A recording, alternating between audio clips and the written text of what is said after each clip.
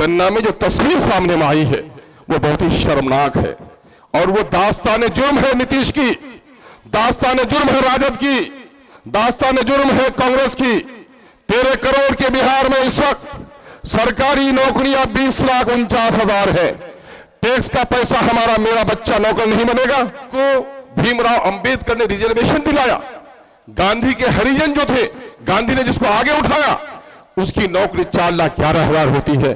इन बेईमानों ने इनकी 1,20,000 नौकरी खत्म कर दी। यादव भाइयों ने भी नौकरी में हिस्सेदारी, उनकी 1,86,00,000 आबादी 14% नौकरी में आबादी, उनकी हिस्सेदारी 2,92,000, 2,90,000 तो उसने ले लिया। मैं पूछता हूं राजद के लोगों से, वाई को तो हिस्सा मिल गया, माई को क्या मिला? माई को आपने बाई बाई कह दिया। तो आज तक महलों में नाचने वालियों को रानी ने दिखा, आज तक दलालों की साजिश का न गम न कोई डर है, बुझा न सका कोई उस चिराग को जिसका हामी रहा खुदा आज तक।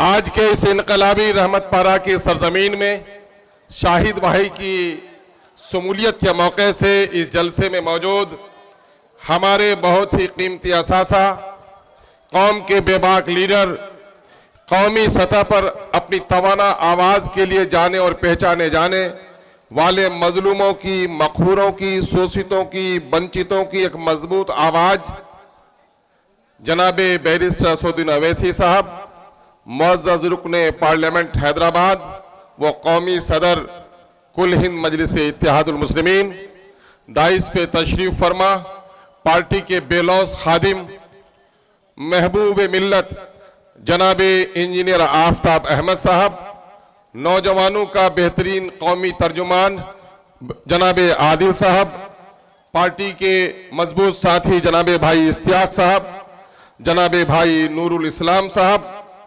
मेरे बड़े भाई और मोहसिन जनाबे सादिक समदानी साहब, पार्टी के जिला प्रेसिडेंट जनाबे भाई अब्दुल रहीम उर्फ हैदर साहब, यहाँ के मुकामी मेहरबान हमारे जो 2010 में हमारी इलेक्शन की जीत के लिए अपने सब कुछ दांव पे लगाया, भाई जनाबे मुखिया वसीम साहब, जनाब भाई मुखिया अंजर साहब, पार्टी के महिला सेल की अध्यक्षा मोहतरमा जना नूर साहिबा, पार्टी के ब्लॉक प्रेसिडेंट जनाबे मुखिया असलम साहब, पार्टी के सेक्रेटरी जनाब भाई दीपक कुमार जी, कांग्रेस छोड़कर आज शामिल होने वाले हमारे दोस्त जनाबे भाई नसीम साहब, जनाबे भाई अब्दुल रजाक साहब नवादा, मतलूब भाई गया, डॉक्टर नौसाद साहब चंपारण, साहिन साहब भागलपुर, सरवर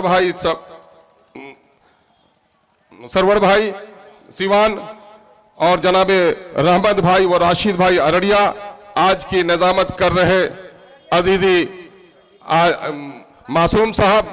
और इस वक्त पहली बार एमएलए बनने के बाद हमारे बिहार के जिम्मेदार तेलंगाना स्टेट के रुकन असेंबली जनाबे भाई माजिद हुसैन साहब, हैदराबाद से आए हुई हमारी मुखलिसों की टीम के सरबराह जनाबे भाई मंजूर साहब, इंजीनियर साहब और दिगर रफ़का, मीडिया के अच्छे साथियों और एमआईएम के सभी दोस्तों और मेरे अजीजी भाई दीपक जी, मेरे पास अल्फाज नहीं कोचाधामी की सरजमीन के लोगों, मैं आपके एहसानात का शुक्रिया किस लफ्ज में अदा करूं।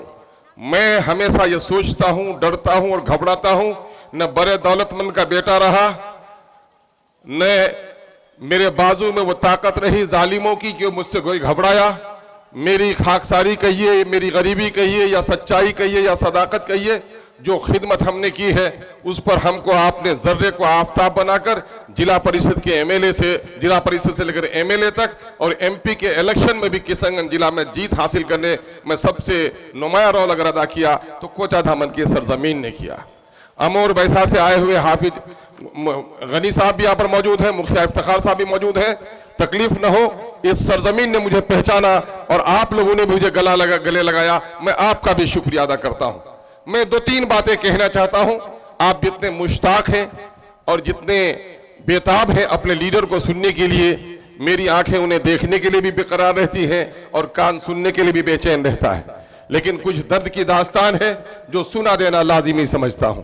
मेरे भाइयों, इस वक्त एमएलए के जिम्मे जो काम होता है सड़क, पुल, पुलिया, बिजली और तरक्की के काम होते हैं।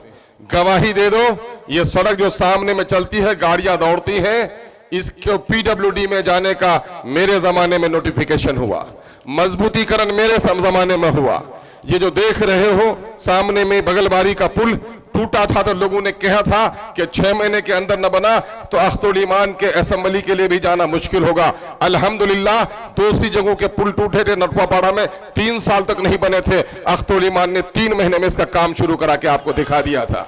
परिहारपुर का देख लो, दाती का पुल देख लो, नरकली हाट का पुल देख लो, पुल पुलिया देखो, या एक साथ कैबिनेट करके 30 हाई स्कूल बनाने का देखो, या 2012 में बिजली का जो यहाँ पर सैंक्शन हुआ है ग्रिड, उसको देख लो। तो मैं समझता हूं कि मेरे कामों पर पानी फेरने की जो दलाल लोग कोशिश करते हैं, आपकी सदाकत की आंखों से वो काम छुपे हुए नहीं रह सकते। लोगों, एक काम और है जो असल काम है कि आप कानून 2 जगह बनता है, पार्लियामेंट और असेंबली में। असेंबली में जब फिरका वाराना कानून बना और वहां से चोर दरवाजे से जब इस मुल्क में हिंदू और मुसलमानों को लड़ाने के लिए, हमारी गंगा जमनी तहजीब को मिटाने के लिए कुछ बेईमानों ने हमारे बच्चों को मुशरिकाना प्रोग्राम के लिए सूरज नमस्कार का वो फरमान जारी किया, तो आपके इसी बेटे ने लड़कर पूरे बिहार के बच्चों के मासूम जहन में शिर्क से बचाने का काम किया, वो भी आपको याद होगा। मेरा यकीन है ये सभी धर्मों का मजहब है, सारे धर्मों को अपने धर्मों के आदर्श का पालन करना चाहिए और दूसरों का आदर करना चाहिए। हम सनातन धर्म हो या बौद्धिज्म हो या ईसाइज्म हो, हम उसका आदर करते हैं और मुसलमान होने की हैसियत से अपने मजहब का पालन करते हैं। यही सेकुलरिज्म है, इसकी आवाज आपके बेटे ने उठाई है। मुल्क इस वक्त दोराहे पे खड़ा है। आया इस मुल्क में तमाम तो लोगों के मजहबी अकीदे बाकी रहेंगे या नहीं रहेंगे? इस मुल्क में लोगों के अकीदे, लोगों के मसाजिद तोड़े जा रहे हैं। ऐसे वक्त में जरूरत इस बात की है कि माजी की तरफ फिरो। हमारे बुजुर्गों ने जो कुर्बानी दी आजादी की, और आइन को बनाने में दस्तूर साज कमेटी के जिम्मेदारों ने जिस तरह से इस मुल्क में गंगा जमनी तहजीब, हिंदू, मुस्लिम, सिख, ईसाई सभी के अकीदे की हिफाजत की है, आज मोदी और योगी की सरकार में इन चीजों को तोड़ने की कोशिश की जा रही है। मेरे और आपके मोहसिन इंसानियत ने यह फरमान जारी किया है, जब बुराई को देखो तो हाथ से रोको, न हो तो जबान से टोको। गोंगों की औलादें बार बार ये कहती हैं कि बोलने से क्या होता है। अल्हम्दुलिल्लाह बोलने से तो सब कुछ होता है, ये मैं बार बार कह चुका हूं, दोहरा कर नहीं कहूंगा। ऐ गोंगे, तू जब हम पर इल्जाम भी लगाता है तो बोल ही कर लगाता है, नाच कर नहीं लगाता है। बोलने से यही होता है। लेकिन मसला यह है कि आज हम जहां जिस बात के लिए कह रहे हैं वो ये कह रहे हैं, इस मुल्क में जिस कौम की सियासी ताकत घटेगी, आजादी के वक्त हमारी मस्जिदें तोड़े गए, मस्जिदें तोड़ी गई, मदरसे नजर आतिश किए गए, लेकिन आज अल्हम्दुलिल्लाह उससे आलीशान मस्जिद और मदरसे हमने बना लिए। मैं इसका मुनकर नहीं हूं, लेकिन आज इनकी हिफाजत की जो जरूरत पड़ी है वो सिर्फ मुनाजात से नहीं होगी, मस्जिदों के दुआओं से नहीं होगी, मदरसे के दुआओं से नहीं होगी। जब तक पार्लियामेंट असेंबली में आपकी तवाना आवाज नहीं होगी, आप अपने इन अकीदत के मराकिज को तहफ़्फ़ुज़ नहीं कर सकते। उसके लिए जरूरी है कि आपकी लीडरशिप हो। दुनिया में जो कौम लीडरशिप पैदा करती है वो दुनिया में इज्जत के साथ रहती है। मौलाना अबुल हसन अली नदवी रहमतुल्लाह अलैह का वो कौल आपको याद होगा, तुम्हारा बच्चा 5 वक्ता नहीं तहज्जुद गुजार हो जाए, अगर तुमको सियासी शऊर न मिला तो तुम्हारे 5 वक्ता पर भी पाबंदी लग जाएगी। लोगों, आज हम उस जगह पे खड़े हो गए। आकाए मदनी की जिंदगी देखो, 53 साल तक दावत दी, मुट्ठी भर लोगों ने कलमा पढ़ा, लेकिन जब मदीना पहुंचे तो दावत ही नहीं, दावत के साथ ताकत भी थी। ताकत का हुसूल ईमान का हिस्सा है, सदका देना ईमान का हिस्सा है, देने वाला हाथ ऊपर रहता है। इसलिए इस मुल्क के ज़माने कार में अपनी मौजूदगी को दर्शाना हमारा और आपका अखलाकी फरीजा ही नहीं, मैं तो समझता हूं कि इस वक्त का दीनी फरीजा भी है। उसके लिए जरूरी है कि इन ऐवानों में उन लोगों को मत भेजिए जो दूसरे की पार्टियों की टिकट की बुनियाद पर गुलाम बन जाए, बल्कि वोट आप दे रहे हैं तो आपका जो तर्जुमान बने उसको भेजने की कोशिश कीजिए। और मिल्लत की जो तर्जुमानी, कौम की जो तर्जुमानी बैरिस्टर असदुद्दीन अवैसी कर रहा है और उसके नक्श पा में चलकर अख्तरुल ईमान ने जो कोशिश की है, यकीनन कोचा रहमान के नौजवानों तुम्हारा सीना फूल जाता होगा जब तुम असेंबली और पार्लियामेंट की दास्तान को देखते हो।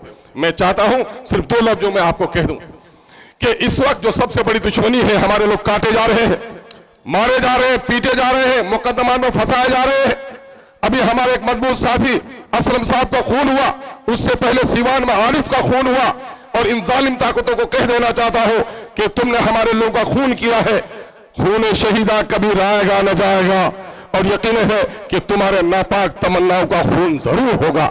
जब भी शहीद के खून का कतरा जमीन पर गिरता है तो जाया नहीं होता, बस वो इनकलाब फूटता है। यकीनन है, हमने देखा है जमाने को, बहुत सारी आजमाइश को देखा है, हम इससे डरने और घबराने वाले नहीं है। तुम कह रहे हो कि हम क़यादत से रुक जाएंगे, हमारे बुजुर्गों ने हमें यही सबक पढ़ाया है, गर्दन झुकाकर जीने वाला गुलाम होता है। जब बैरिस्टर असदुद्दीन अवैसी साहब के दादा पुलिस एक्शन के बाद अपनी क़यादत को खड़ी करने के लिए हैदराबाद में आवाज लगा रहे थे, लोग कह रहे थे अब्दुल वाहिद अवैसी जो बचे हो उसको भी मरवाओगे। अब्दुल वाहिद अवैसी ने कहा, सुनो, मसलहत की चादर ओढ़कर गर्दन झुकाकर जीने दो तो गुलाम भी जी लेता है। अगर इस तरह जियोगे तो तुम्हारी नस्लों से गुलाम जन्म लेगा। गर्दन उठाकर जियो, अगर गर्दन कट भी जाएगी तो तुम्हारी नस्लों से सरदार जन्म लेगा। कौल कितना सच्चा है, कौम का सरदार उनके लफ्जों की अक्काशी आज हमारी महफिल में कर रहा है। क्या सीमांचल के लोगों अपनी सफों में अपनी क़यादत खड़ी नहीं करना चाहते हो? मैंने मिसालों से कहा है, जानू कट जाए जिंदा है जैद, जिंदा है बकर, जिंदा है रामू। बाजू कट जाए जिंदा है जैद, जिंदा है रामू, लेकिन गर्दन कट जाए तो जैद नहीं है, रामू नहीं है, उसकी लाश है। जिस तरह जिस्म में गर्दन जरूरी है जिंदा रहने के लिए, कौम की जिंदगी के लिए भी क़यादत जरूरी है। जिस कौम का कोई कायद नहीं वो लाश की तरह हो जाता है। क्या जिंदा रहना चाहते हो या लाश बनना चाहते हो? जिंदा रहना चाहते हो? मुझे बताओ कि इस वक्त क्या हो गया? यादव का नेता कौन है? बताओ कौन है यादव का नेता? कुर्मी का नेता कौन है? मछुआरे का नेता कौन है? मल्लाह का?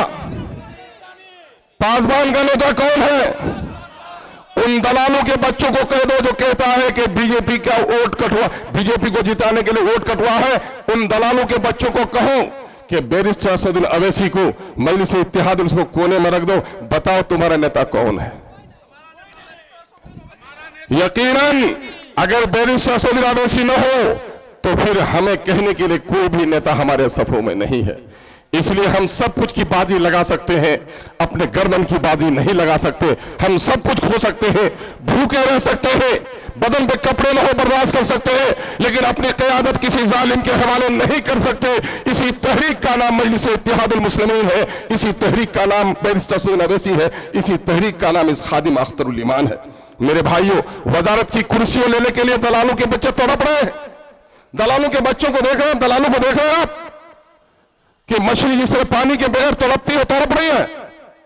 सड़क पर वसूली करने वाले, लोगों के बच्चों को बिगाड़ने वाले, चोरी और गुंडागिर्दी को बढ़ावा देने वाले, अख्तरुल ईमान 70 मरतबा हारना पसंद कर सकता है, अपने नौजवानों की तकदीर से खिलवाड़ नहीं कर सकता है। मैं अपने नौजवानों को तो आसमान की बुलंदी पे देखना चाहता हूं। इसलिए नौजवानों, आओ, तुम्हारी गैरत की कसम, गैरत न हो जिंदगी में तो कुत्ता है इंसान। एक कुत्ते को गोश्त का टुकड़ा दिखाओ, डंडा दिखाओ, 100 बार दिखाओ, आएगा और भाग जाएगा। लेकिन एक इंसान कई दिनों से भूखा है, दस्तरखान में उसके अब्बा के खिलाफ कुछ बोल दो, उनके ज़मीर के खिलाफ कुछ बोल दो, भूखे मर जाना गवारा करेगा, लेकिन दस्तरखान से नवाला नहीं उठाएगा। यही गैरत हमें पुकार पुकार कर कहती है कि वोट हमारा, राज तुम्हारा नहीं चलेगा। अब हमारी सफों में बाज औरत नहीं है जो कुत्ते और बिल्ली के बच्चे को गोद में लेगी।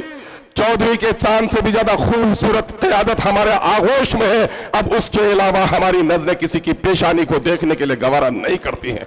इसी का नाम है, ये बिहार के हमारे सीवान के भाई आए, भागलपुर के भाई आए, नवादा के भाई आए हुए हैं, गया के भाई आए हुए हैं। पूछ लो इनसे, वो आपसे यही कहने के लिए आए हैं, ऐ सीमांचल की सरजमीन के लोगों, अल्लाह ने आपको एक मौका दिया है। यहां से अगर अपनी क़यादत खड़ी करोगे तो सिर्फ ये जो सायादार दरख्त खड़ा होगा, सीमांचल को नहीं, बिहार के मजलूमों को भी इससे साया नसीब होगा। उनकी दुआओं को, उनकी तमन्नाओं को रद्द होने नहीं देना है। और मैं अभी दिल्ली तो नहीं गया था, बम्बई गया था, सूरत गया था। मैंने अपने परदेसी नौजवानों को देखा। ए परदेसी नौजवानों, मेरा सलाम तुम तक पहुंचे। मैंने परदेश में जितने चकरिया नौजवानों को देखा, बच्चों को मजदूर देखा, होटलों में काम करते देखा, बम्बई में जो इस्तकबाल किया है, जो उन लोगों ने गुजरात के कई शहरों में हमारा इस्तकबाल किया है, उन बच्चों को डर है कि वो बच्चे घर से बाहर हैं और उनको लगता है कि मेरा कायद होना कितना जरूरी है। और आज मैं उसे कहता हूं, ये प्रदेश में रहने वाले मुसाफिर नौजवान खुदाई फौज हैं जिसकी पूरी हिमायत MIM को हासिल है। आइए एक बार अहद कीजिए रहमत पारा की सरजमीन में, जहां बहादुरों की सरजमीन है, इस सरजमीन से हमारा इनकलाबी नारा उठे और इस वक्त जालिमों के महलों को जलजला बर्पा कर दे। कांग्रेस के नुमाइंदे को देखा है, इकबाल ने ऐसे ही लोगों के लिए कहा है, मैं उनके बारे में क्या कहूं। मरे हुए को मारना अच्छा नहीं है, उसके लिए एक ही बात कह दो कि उठो मेरे दुनिया के गरीबों को जगा दो, काखर उमरा के दरो दीवार हिला दो, जिस खेत से मुयस्सर नहीं हो दहकान को रोजी, उस खेत के हर खोशे गंदुम को जला दो। यह फैसला आपने कर लिया है। आइए एक अहम बात जिसकी तरफ हमारे कायद इशारा करेंगे। अभी जाति गणना हुआ है और जाति गणना में जो तस्वीर सामने में आई है वो बहुत ही शर्मनाक है और वो दास्तान जुर्म है नीतीश की, दास्तान जुर्म है राजद की, दास्तान जुर्म है कांग्रेस की। 13 करोड़ के बिहार में इस वक्त सरकारी नौकरियां 20,49,000 है। टैक्स का पैसा हमारा, मेरा बच्चा नौकर नहीं बनेगा, मेरे बच्चे को सरकारी नौकरी नहीं मिलेगी। अभी टीचर में बहाली हुई है तो बाप मां का सीना चौड़ा हो गया है, लेकिन बीडीओ नहीं बनेगा मेरा बेटा, सीओ नहीं बनेगा, डीएम नहीं बनेगा। इन बेईमानों ने हमारा वोट लिया। दिल्ली और पटने में बैठे हुए बेईमानों ने सिर्फ हमें गर्दन पर तलवार चलाने का खौफ दिखाकर हमारा सौदा किया है। आज देख लो तस्वीर क्या है। तस्वीर यह है कि इस 20,49,000 में दलित भाइयों की, SC ST की, जिनको भीमराव अंबेडकर ने रिजर्वेशन दिलाया, गांधी के हरिजन जो थे, गांधी ने जिसको आगे उठाया, उसकी नौकरी 4,11,000 होती है। इन बेईमानों ने इनकी 1,20,000 नौकरी खत्म कर दी, सिर्फ 2,91,000 नौकरी दी। मेरे बरमन भाई चतुर है, भूमिहार भाई चतुर है, मैं उनको ताना नहीं देता। उनके लीडरों ने मुंह पर चप्पी नहीं बांधी। उनके लीडरों ने कहा मेरी आबादी है, पढ़ेगी लिखेगी, कॉलेज खुलेगा, हॉस्पिटल खुलेगा। आज उनके लीडरों ने उनके इलाके को तब्दील किया। बरमन भाई की आबादी 47 लाख, नौकरी में हिस्सा 74,000, मिली उनको नौकरी 1,72,000। भूमिहार भाइयों की आबादी 37 लाख, नौकरी में हिस्सा 58,000, नौकरी मिली 1,87,000। कुर्मी भाई की आबादी 37 लाख, नौकरी में हिस्सेदारी नीतीश कुमार जी की बिरादरी की 58,000, मिली 1,18,000। मुसलमानों, जिसको कहा माई का समीकरण, यादव भाइयों ने भी नौकरी में हिस्सेदारी, उनकी 1,86,00,000 आबादी 14%, नौकरी में आबादी उनकी हिस्सेदारी 2,92,000, 2,90,000 तो उसने ले लिया। मैं पूछता हूं राजद के लोगों से, वाई को तो हिस्सा मिल गया, माई को क्या मिला? माई को आपने बाय बाय कह दिया, तो अब की बार माई ने भी आपको बाय बाय कह देने का इरादा बना लिया है। कितना मिला हमको? हमारा हिस्सा होता 3,68,000, मिली नौकरी 1,73,000। बोलो ज्यादा मिली या कम? आधी या आधी से कम?